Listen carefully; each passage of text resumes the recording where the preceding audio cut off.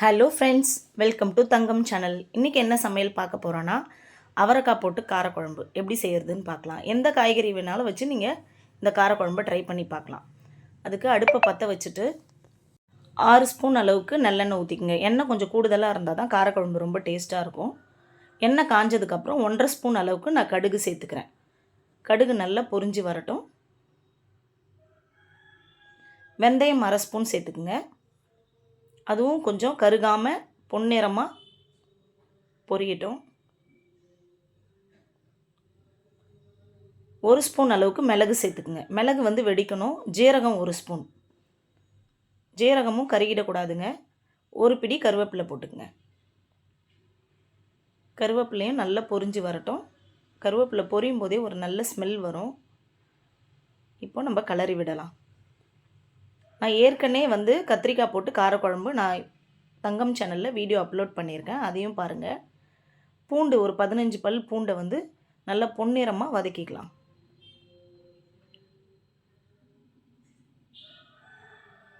என்னடா இது காரக்குழம்பு தானே, இதுக்கு ஒரு வீடியோவான்னு கேட்காதீங்க. இதை வச்சு சாப்பிட்டு பாருங்கள், அப்படி ஒரு டேஸ்ட் இருக்குங்க. இட்லி, தோசை, சப்பாத்தி, சாதம் எல்லாத்துக்குமே ரொம்ப நல்லாயிருக்கும். நாங்கள் அடிக்கடி இந்த குழம்பு வச்சு சாப்பிடுவோம். ரொம்ப டேஸ்ட்டாக இருக்கும். நீங்களும் ட்ரை பண்ணி பாருங்கள். இப்போது நல்லா ஓரளவுக்கு பொன்னிறமாக வதங்கி வந்திருக்கு. வெங்காயம் சேர்த்துக்கலாம். நான் வெங்காயத்தை வந்து 3 வெங்காயத்தை வந்து நீல வாக்கில் கட் பண்ணி சேர்த்துக்கிறேன். சேர்த்துட்டு நல்லா வதக்கி விடுங்க. ரொம்ப வதங்கணும்னு அவசியம் இல்லை. லைட்டாக பொன்னிறமாக வந்தால் போதும்.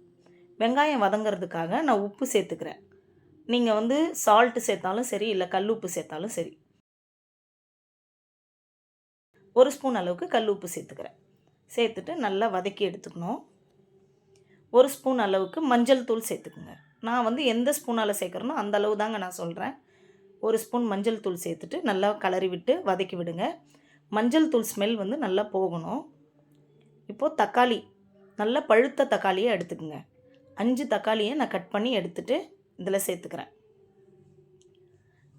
தக்காளி வந்து நல்லா மசிஞ்சு வரணுங்க. அப்போ தான் வந்து காரக்குழம்பு ரொம்ப டேஸ்ட்டாக இருக்கும். நல்லா வதங்கட்டும். இப்போ ஒரு மூடி போட்டு நம்ம மூடிடலாம். நடுவில் கிளறி விடுங்க. இப்போ திறந்து பார்க்கலாம். இப்போ ஓரளவுக்கு நல்லா ஸ்மாஷ் ஆகி வந்துடுச்சு பாருங்கள். 100 அவரைக்காய் நான் எடுத்துருக்கேன். அவரைக்காய் வந்து நம்ம போட்டுக்கலாம். அவரைக்காவும் நல்லா வந்து வதக்கி விடுங்க. எப்போவும் அவரைக்காய் கழுவும் போது இல்லைங்க, எந்த காய் கழுவுனாலும் கொஞ்சம் உப்பு போட்டு கழுவுங்க. இப்போ மல்லித்தூள் 3 ஸ்பூன், குழம்பு மிளகாய்த்தூள் 3 ஸ்பூன், ஜீரகத்தூள் 1 ஸ்பூன், கார மிளகாய்த்தூள் 1 ஸ்பூன், மிளகுத்தூள் 1 ஸ்பூன் எல்லாத்தையும் சேர்த்து நல்லா வதக்கி எடுத்துக்கோங்க. வதக்கிட்டு நல்லா ஒரு லெமன் சைஸ் அளவுக்கு புளி எடுத்து ஊற வச்சுக்கோங்க. ஊற வச்சுட்டு புளியை நல்லா கட்டியாக கரைச்சி ஃபஸ்ட்டு ஊற்றிக்குங்க. ஊற்றிட்டு உங்களுக்கு தேவையான அளவு நீங்கள் தண்ணி ஊற்றிக்குங்க. ரொம்ப தண்ணி ஊற்றிட்டிங்கன்னா காரக்குழம்பு மாதிரி இருக்காது.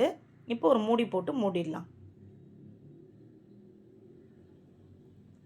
இப்போ தேவையான அளவு தண்ணி ஊற்றிக்குங்கன்றதை விட நான் அளவு சொல்கிறேன். ஒரு 500 ml நான் வந்து தண்ணி ஊற்றிக்கிட்டேன். ஊற்றிட்டு நல்லா கொதிக்க விடுங்க. காய் நல்லா வெந்து வரட்டும். இப்போது லாஸ்ட்டாக 1 ஸ்பூன் அளவுக்கு நெய் சேர்த்துக்குங்க. ஒரு 5 நிமிஷத்துக்கு முன்னாடி நம்ம நெய் சேர்த்து கலரி விட்டுடலாம்.